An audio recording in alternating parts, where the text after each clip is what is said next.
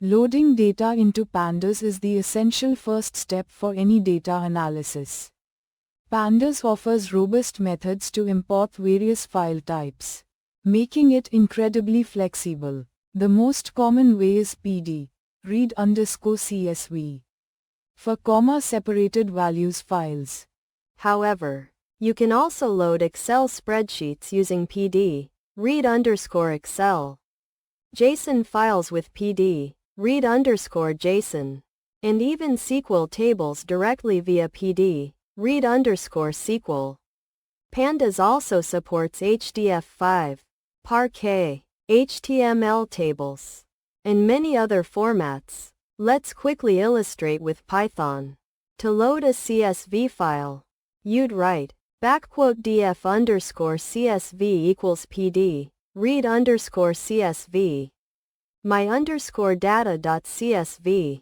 For an Excel spreadsheet, df_Excel equals PD, read_Excel, spreadsheet, XLSX, sheet_name equals sheet1. These simple commands transform your raw data into a data frame, ready for powerful manipulation and analysis.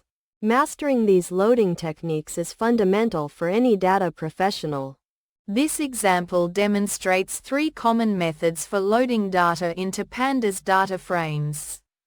It first simulates reading from a CSV file by treating a multi-line string as a file-like object, using IO_string_IO, then parsing it with PD, read_CSV.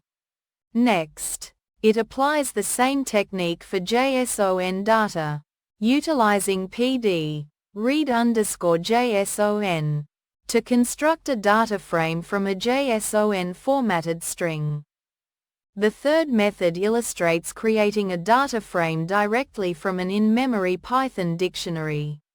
Here, a dictionary is structured with keys representing column names and their values as lists of corresponding data, which PD, data frame, then converts into a tabular structure.